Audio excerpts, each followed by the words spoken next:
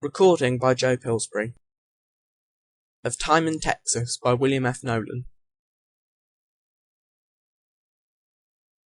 In one fell swoop, declared Professor C. Sidwick Ohms, releasing a thin blue ribbon of pipe smoke and rocking back on his heels, I intend to solve the greatest problem facing mankind today.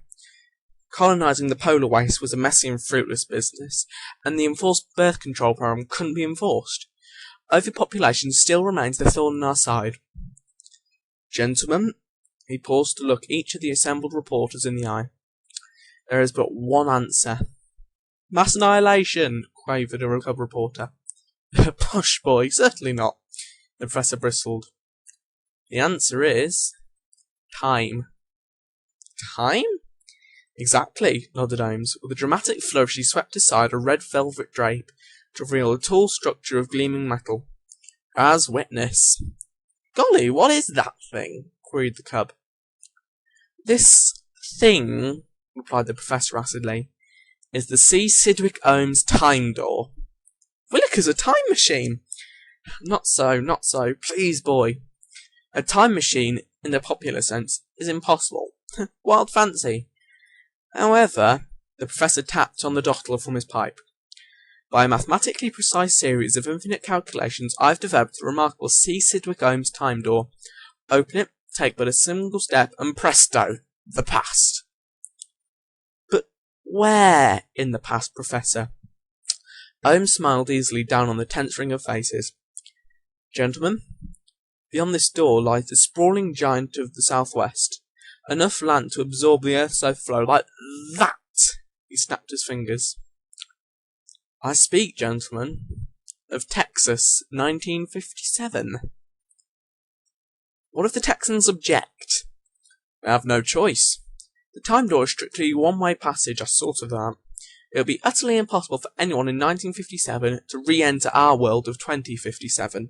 And now, past awaits. He tossed aside his professorial robes.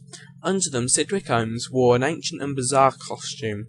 Black riding boots, highly polished and trimmed in silver, wool chaps, a wide jewel-studded belt with an immense buckle, a brightly checked shirt topped with a blazing red bandana.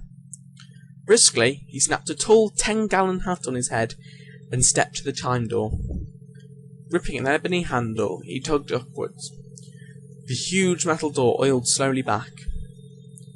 Time, said Sidwick Ohms simply, gesturing towards the grey nothingness beyond the door. The reporters and photographers surged forwards, notebooks and cameras at the ready. What if the door swings shut after you've gone? One of them asked. A groundless fear, boy, assured Ohms. I've squinted it that the time door can never be closed. And now? Goodbye, gentlemen. Or, to use the proper colloquialism, so long, hombres. Ohms bowed from the waist, gave his 10-gallon hat a final tug, and took a single step forwards, and did not disappear. He stood blinking, then he swore, beat upon the unyielding wall of greyness with clenched fists, and fell back panting to his desk. I've failed, he moaned in a lost voice. The C. Sidwick Ohms time door is a botch. He buried his head in his trembling hands. The reporters and photographers began to file out. Suddenly, a professor raised his head. Listen, he warned. A slow rumbling, muted with distance, emanated from the dense greyness of the time door. Faint yips and whoopings were distinct above the rumble. The sound grew steadily to 1,000 beating drums, the rolling sea of thunder. Shrieking, the reporters and photographers scattered to the stairs.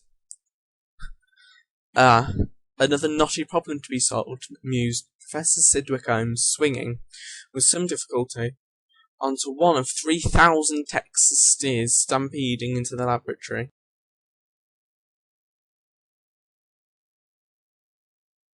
End of Time in Texas